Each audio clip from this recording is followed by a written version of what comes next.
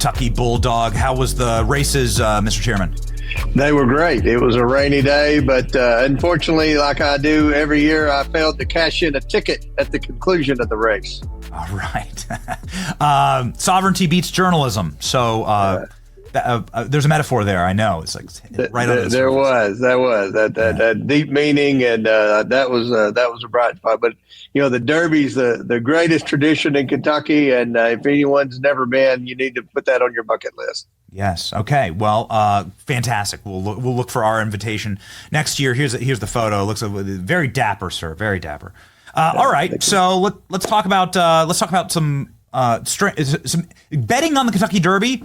Good use of money. That's my ticket. That's my name. Those are my dollars. Betting on Democrats for Congress when you have no idea that your name and address is being used to fund people that are running for Congress 7 states away, 2,000 miles away. That seems like fraud to me. Yeah, it is fraud. You've looked into this. We have a number of articles here, a number of posts from you about ActBlue. And I want to just the floor is yours. Where is this investigation? You've just said definitively that ActBlue is a fraudulent organization. Mm-hmm. Expand on that, please, Mr. Chairman. Yeah. Well, there's overwhelming evidence, as you just showed, where people's names were used that did not make the donation. So someone was submitting a credit card on ActBlue, and when you had to list the name of the donor, they were putting fraudulent names in there. That's a fact. We don't know how many. We're trying to accumulate that. You're talking about hundreds of thousands of names, and we're going through that as we speak. But the fraud occurred with the credit card. And what we know is ActBlue knew that there was fraud on their platform because there were other entities that were exposing this. There were media outlets. There were complaints submitted. And we're pretty confident the Department of Justice under Merrick Garland knew about this. And, so what did ActBlue do? Instead of trying to make their platform more secure, like every single company in the world who accepts credit cards online, ActBlue did something unique. They made their platform less secure, and they did it by taking off the required security code. When you make a credit card purchase online, you have to put your credit card number, then you have to turn it around and put that 3-digit security code on the back. That's for security. That's to prevent fraud. Everyone does that. But ActBlue took that off. They didn't want that. They wanted their platform to be less secure. So they knew they were under investigation. They knew that people were complaining that their names were being used and they weren't making the donation. So they turned and they made an active decision to make it less secure. That's why when the House stayed in the Republican majority and the White House flipped and we went from Merrick Garland to the Trump administration, the 7 top people at ActBlue all resigned. Now, remember, you can say, well, the Democrats had a bad day on election day. The one bright spot for the Democrats was ActBlue. They outraised us on their platform versus the Republican platform when read about 5-1. So if anyone should have been a hero for the Democrat Party, it should have been the executives at ActBlue. But they all resigned and have fled. So where we are in the investigation, Pam Bondi has announced that the Department of Justice is actively investigating this. We're working with a couple of other committees. And what my role in the investigation is, we're going through the bank violations, trying to trace the money, just like we did in the Biden investigation. And it's very difficult because you're using credit cards that weren't in the right people's names. So, this is going to be a big story, but it's going to take, it's taken a little while to trace the money. So it just seems like, on its face, you could immediately begin leveling charges, especially just by finding one case, right? You could say, well, you're facilitating fraud.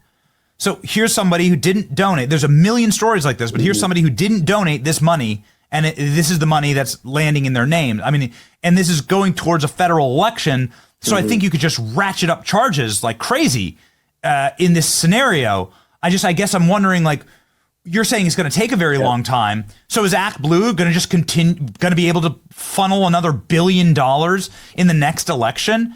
that comes from Iran or China or Russia or whatever? We haven't seen ActBlue's numbers, so I would make a prediction that they're way down. But at the end of the day, when you're talking about making charges, who do you charge? You can't charge the person whose name was fictitiously used. They're a victim. Where did that money come from? That's the hard part. It was from a credit card, and trying to determine the name of the credit card wasn't a real name. The banks caught it.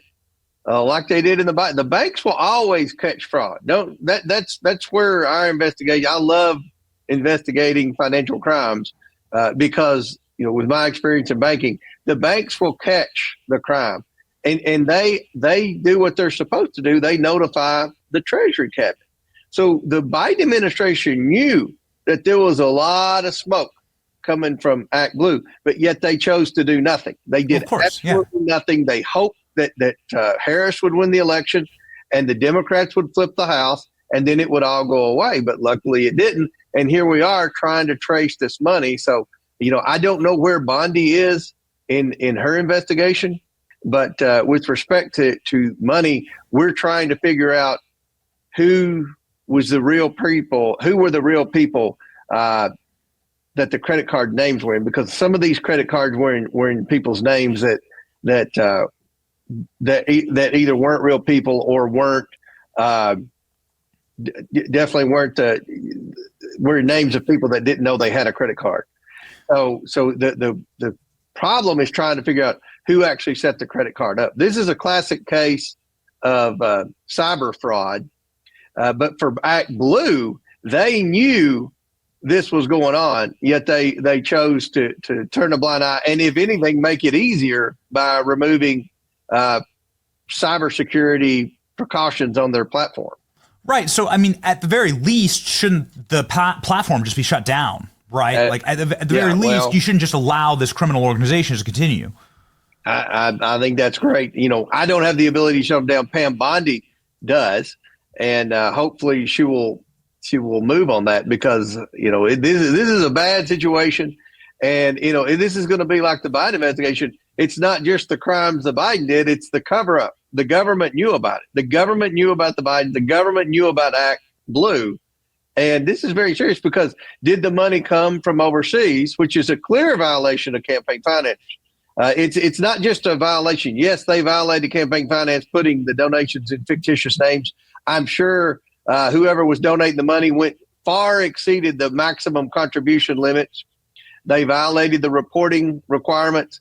But also, if that money came from overseas, that's a whole nother level of criminality involved in this. Yeah, absolutely. I mean, we remember half of President Trump's first administration getting thrown in prison because they accepted a cocktail one time at a bar, right? Yep. A maraschino cherry.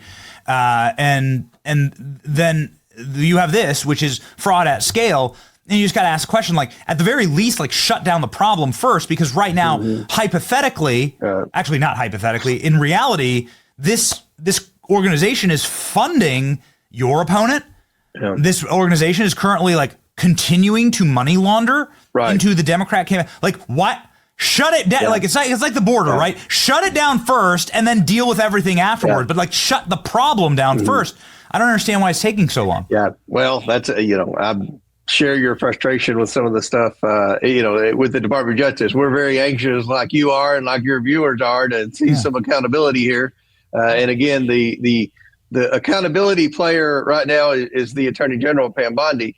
But, with respect to the concern about elections, fortunately, at this particular time, there's not a lot of donation activity in politics right now. There are no big elections that are in the final months. The big elections are next year in 2026. You've got a bunch of governor's races. You got control of the U.S. House, control of the U.S. Senate. So the donation activity will spike somewhere around February of 2026. So, in Pam Bondi's defense, she has a few months here to put together her case, because I'm sure it's going to be a big dealing to try to deplatform ActBlue, because they will appeal, and how our luck is going with the courts right now with these liberal judges. But hopefully there'll be some accountability. I'm pretty confident there will be. I want to know more than anything who was sending all this money. We all have suspicions. There's one name that keeps standing out, and I'm not allowed to say it, but you know what I'm thinking, Benny. At the end of the day, we want to try to, on our end, on the oversight end, to try to trace that money to the real sender. So obviously, when Kamala Harris announces, she was just on the heels, and I don't think people remember this because the news cycle is the life of a a house gnat. But in the beginning of the summer, just last summer, less than a year ago, the conversation was, let's kick Kamala off the ticket. She's the most ineffective and stupidest vice president we've ever had, and she's dumb, and she's going to drag us down. That was the that was a full conversation. We can find you the CNN panels, we have the clips, we have the articles, and then in 3 weeks' time, they flipped that to Kamala Harris raised $1 billion overnight. Yeah. Kamala Harris raised $2 billion plus for the election. And it really begs the question, how much of that money was fraudulent? What would you care to take a gander at that, Mr. Chairman? I don't know what percentage, but there was some. And, at the end of the day, that's where we have to figure out, because, look, I'm confident Merrick Garland knew about this. I'm confident that I know the Treasury Cabinet knew about this.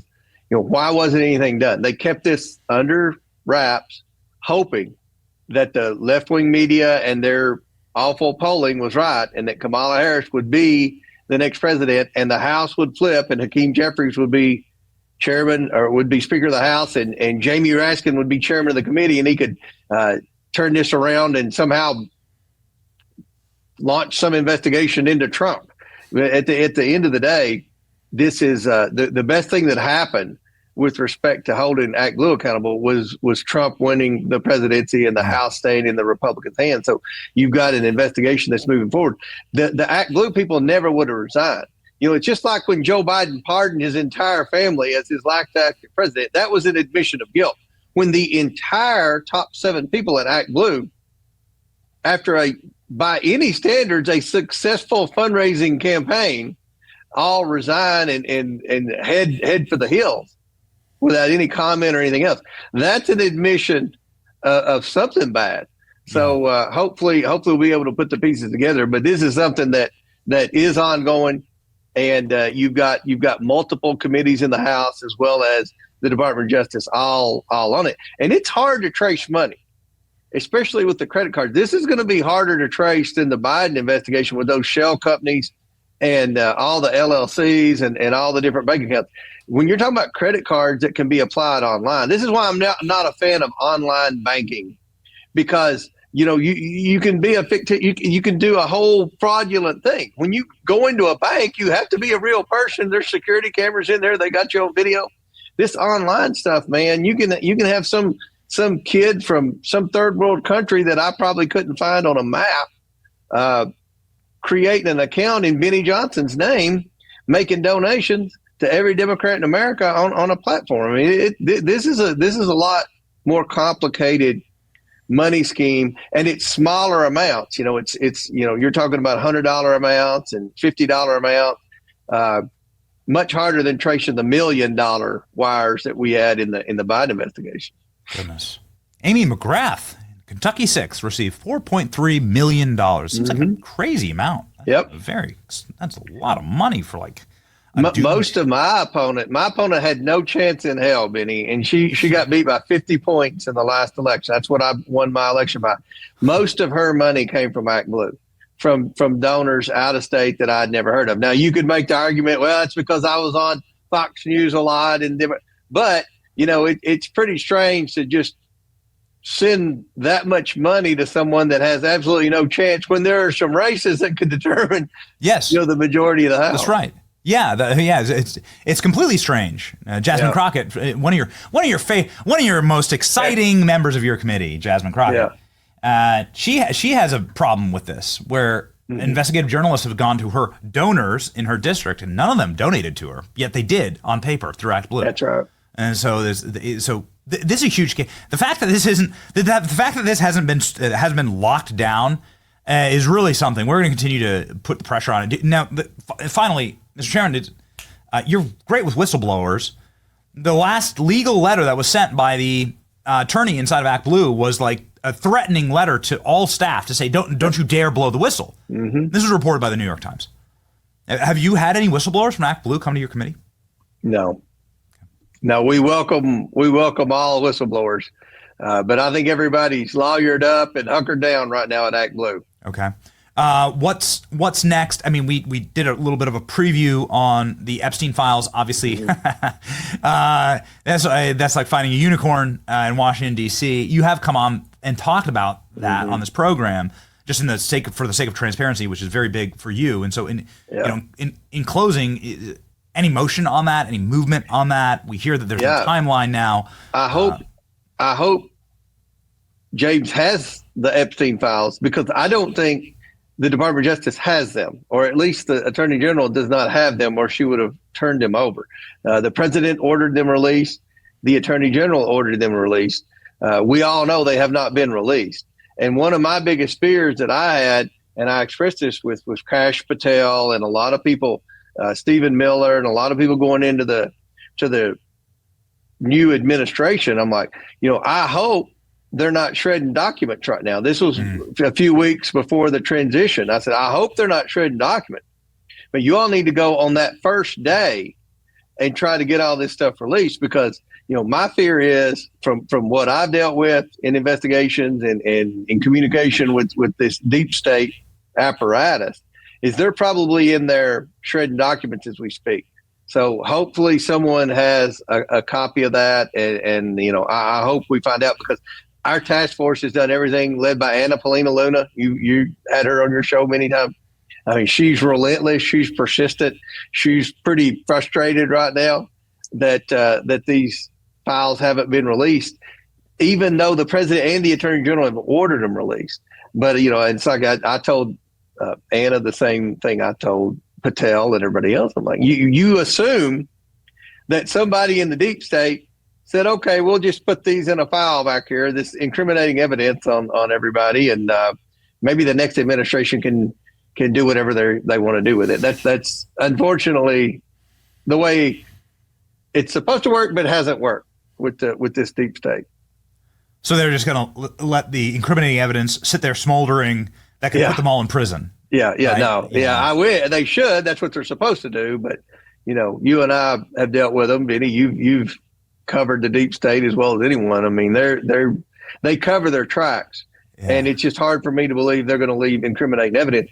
If the government was involved, if the government wasn't involved, I don't think they would have any reason to protect Bill Clinton or Hillary Clinton. They're never going to be elected anything again. I don't think they would have any reason to protect Bill Gates or anybody else.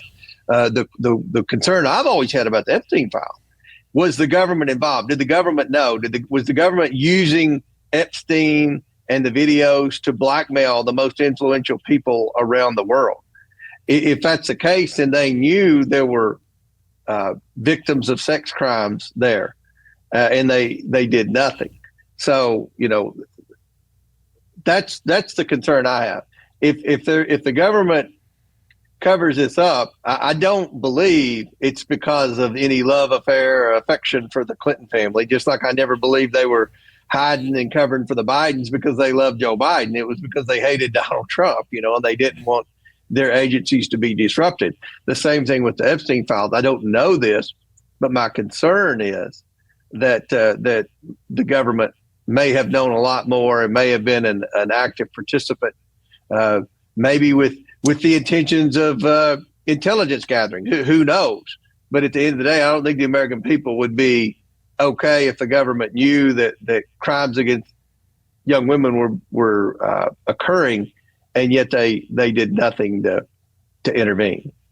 So you believe it is your contention, in closing here, that the government doesn't have any files, and that this has been a shell game that was potentially played against the Trump administration, and that they had the right motivations, but that everything has been either shredded, deleted, gone forever.